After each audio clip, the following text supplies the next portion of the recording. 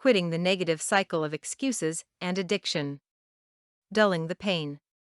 I have heard people say that they abuse alcohol and drugs to dull the pain. In fact, many of these same individuals state that almost everyone they know has a need to dull the pain somehow. Question: doesn't life present all of us with pain? At the risk of sounding superficial, we need to stop our paralysis by analysis, stop searching for the secret to life, admit that we are all in some sort of pain, and start developing healthy, fulfilling, and productive actions, beliefs, and habits. Life's setbacks and frustrations. There are many disappointments and frustrations in life. Some people deal with these dissatisfactions by gravitating toward the quick fix, the easy way out, and toward the course of least resistance, while others face their challenges by refusing to give in, focusing on positive and creative goals, and by rolling up their sleeves and getting to work doing something productive and fulfilling. Habits, good and bad, and addictions seem to have an inertia or a life of their own.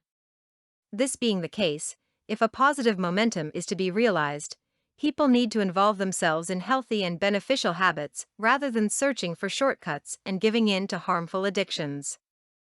Harmful versus healthy activities. The vast majority of people are smart enough to know what is harmful and what is beneficial in their lives.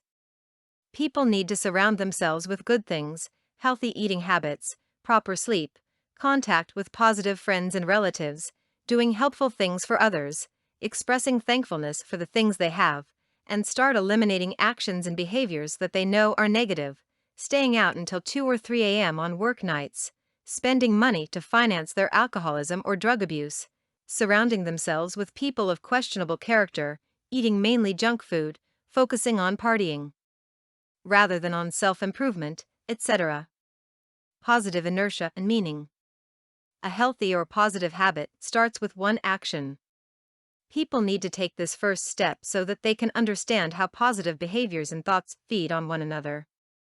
It is therefore important for people to quiet their thoughts and honestly ask themselves what they can do to make their lives more fulfilling and more joyful.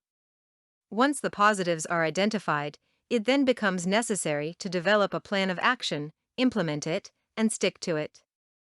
Setbacks and difficulties will happen. When they do, however, people need to face and overcome their problems rather than making excuses and giving in to their weaknesses and shortcomings. In many instances, a person who is willing to get motivated and do something positive for someone or for himself is all it takes to cut into and change a negative cycle. Indeed, giving of oneself and helping others often helps a person take his mind off of his own problems and commonly results in a different, more positive perspective. Not only this, but helping others frequently enables a person to discover more healthy and good things about himself than he ever gave himself credit for. Once this happens, a person should not be surprised if he finds more significance and joy in his life than he ever experienced before. Conclusion. Herein lies the moral of the story. Happiness and meaning do not result from addictions and weakness, but rather from overcoming one's shortcomings and bad habits and replacing them with healthy, life-affirming actions, beliefs, and habits. For more content like this, please visit learnforfree.biz. Content produced and distributed by AllSuperInfo. All rights reserved.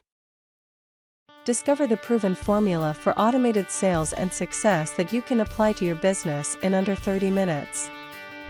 Reserve your seat at allsuper.info/webinar.